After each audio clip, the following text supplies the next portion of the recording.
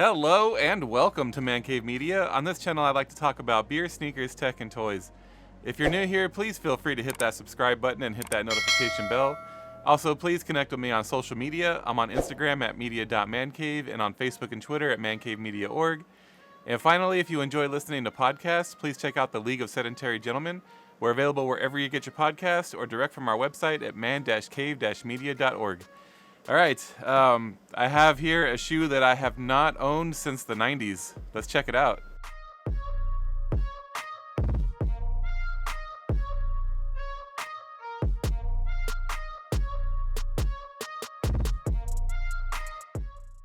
It's not every day that I'm able to grab a retro shoe off Nike's website for retail with a little fuss, but that was the case for these guys. I had a pair of these way back in the early 90s. These are the Nike Air More Uptempo 96, and I had the black and white pair that was kind of made famous by Scottie Pippen of the Chicago Bulls. And ever since then, you know, I loved the shoe back then. Of course, I was very young, and the shoe was really cool. But as an adult, I have yet to come across a colorway that really struck me. You know, that I liked enough to pull the trigger. And finally, that day has arrived. So the ones I have here in the box are the Cargo Khaki colorway. And if you're a subscriber to my channel, you know that I have become a sucker for green. And especially when it's paired with this orange color. My goodness. Look at these things. So fire. Shoe number one. Shoe number two.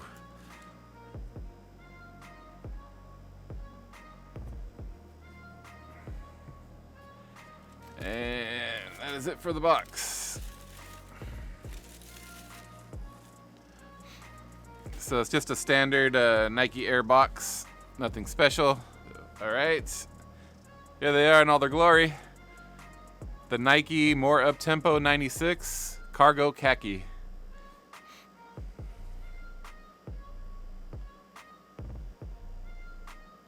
Very nice looking shoe. So the official colorway from Nike is Cargo Khaki, Black, Pecan, and Alpha Orange. The upper has that classic Air text in that graffiti style on both sides of the shoe. On the upper, the green color is mostly a canvas material, with the exception of the toe box. The green on the toe box is suede. It's not a very thick cut of suede. It's not very nappy, but it's pretty soft. It kind of almost has the same consistency as the canvas, though, on the toe box.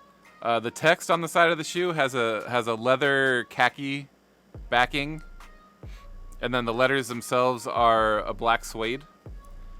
And the suede on the leather is pretty much the same consistency as the suede on the toe box, which is pretty nice. The black suede as well as the leather khaki carry around the heel of the shoe.